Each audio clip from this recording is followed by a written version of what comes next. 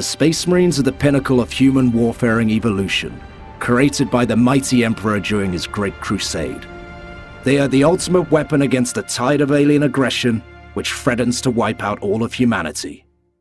Selected from the elite of mankind's untold billions of citizens, Space Marine candidates are subject to extensive genetic engineering, as well as years of training that many recruits do not survive. Standing 7 feet tall and encased in nearly indestructible armor, the Space Marine is an awe-inspiring sight that many humans will never live to see. Space Marines are the ultimate superhuman warriors. Their bodies and their minds have been altered by surgery, by drugs, by training, by conditioning, by all sorts of strange and bizarre ways. Space Marines have unique organs implanted into them that give them capabilities beyond that of normal human beings. But the most impressive thing about a Space Marine is actually his will to win, his fortitude, his sense of worth, his sense of identity, and his absolute stalwart belief in the Emperor and in the defense of the Imperium. As one of the founding chapters of the Space Marines, the Ultramarines are the highest example of nobility and righteousness in this dark universe. The Ultramarines are the epitome of a Space Marine chapter. After a rebellion known as the Horus Heresy, the Ultramarines Primarch created a doctrine that defines the chapters and governs all aspects of chapter organization and battle tactics. This is known as the Codex Astartes.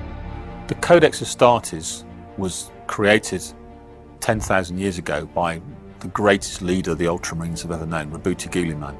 And he wrote the Codex Astartes to define what a Space Marine chapter should be like.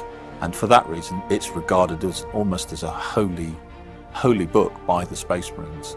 And most of the Space Marine chapters actually follow its rules and regulations really, really closely. In the Imperium of Man, there are thousands of different Space Marine chapters, each with 1,000 members. The Ultramarines chapter is divided into 10 companies.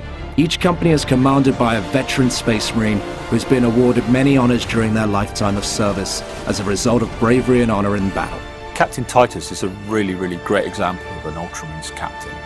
He's got bags of experience, but the main thing about him is he can balance tactical, strategic objectives in his head. He's the guy who can actually work out what's the best course of action in an instant, and he's got a really well-honed instinct for what's right and what's the best way to get the job done. Though they may look similar in their power armor, Space Marines are individuals with their own thoughts and feelings.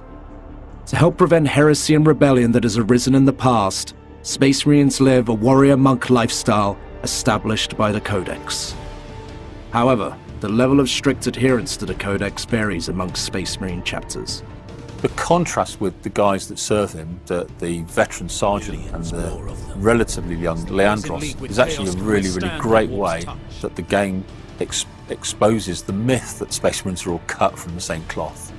Each one of these guys has got an individual character and personality, and this is really quite well drawn out in the gameplay and in the characters of the different characters that they've got. And actually, it's one of the things that's really exciting and pleasing about the game.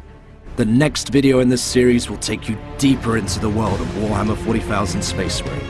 We will travel to Forge World Graia, learn why this planet is so important to the Imperium, as well as how its landmarks and locations play an important role in the game.